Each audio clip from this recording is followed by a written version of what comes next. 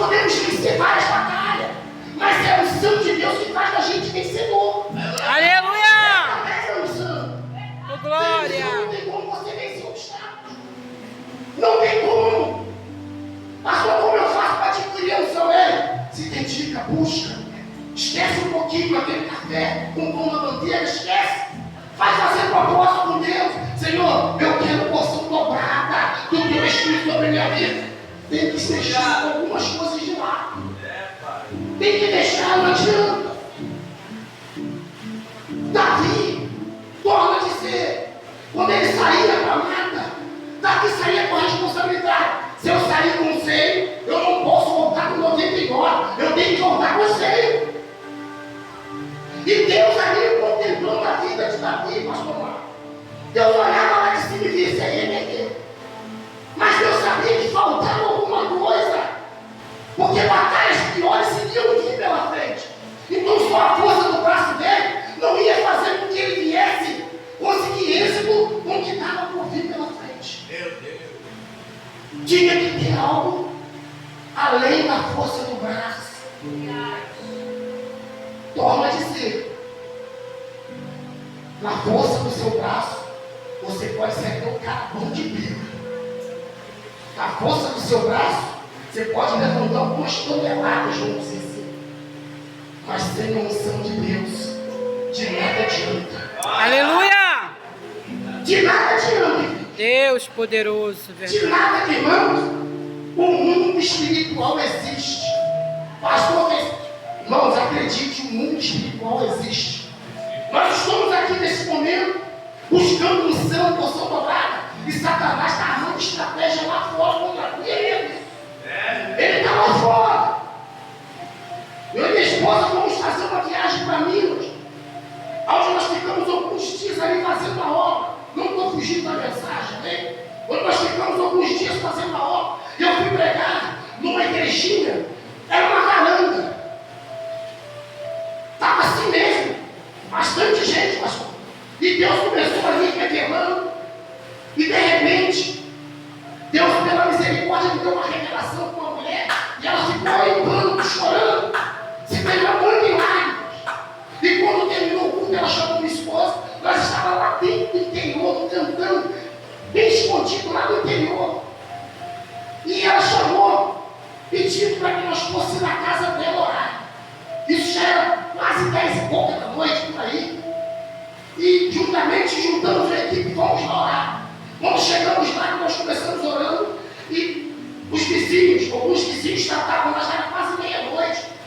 Pessoas chegando, falando, eu deixei de vir na casa dela. Ei, escute, eu deixei de vir porque não tem como. Mas o que está acontecendo? Eu não vi. Amém? Os vizinhos, amigos, amigas, falam, quando eu chamo, a gente chega aqui, tem um homem com uma capa bem grande, preta, um chapéu preto, uma botina, e ele fica na porta do quarto dela, e ninguém ousa passar por ali. Meu Deus. E ele diz que ele é dono do quarto, é dono da cama. E Deus já havia revelado, pela misericórdia, como eu acabei de dizer, que aquela mulher tentava tirar a vida dela. Ela em pranto, ela tentava se matar. E de repente a filha dela veio e falou, hoje mesmo tiveram que trazer ela para casa amarrada, porque ela queria ser jogada debaixo de caminhão, debaixo de trem. Tiveram que trazer a mulher amarrada para casa. E nós oramos ali, na casa daquela mulher, demônios, irmãos, o mundo espiritual existe. E sem unção de Deus, tu não vai vencer não. Não adianta, tem que ter unção. Tem que se dedicar.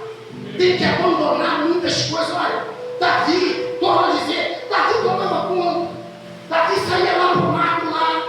E quando Davi questionava, vem cá, qual é o teu trabalho? Eu trabalho assentando ovelhas do meu pai. Mas isso não é trabalho errado, é trabalho. Porque quando o urso vem, eu não estou bobeira para ele não. Eu enfrento ele. Davi não tinha recebido a unção ainda. Mas Deus já confiava no potencial de Davi. Aleluia. Glória a Deus. Deus já confiava no potencial de Davi. E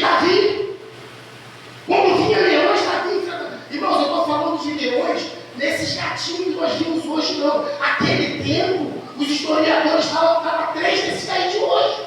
E Davi enfrentava com a força do braço dele.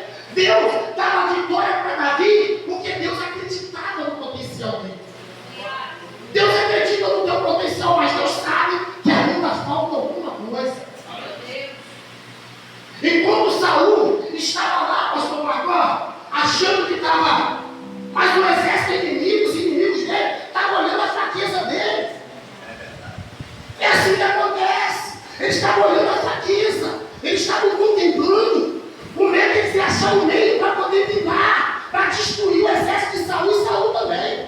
Enquanto Davi estava lá na mata, cuidando das ovelhas. Aí de repente Deus fala assim: Samuel, eu não tenho me agradado de Saul, Saul está fazendo tudo errado, porque foi o povo que escolheu ele.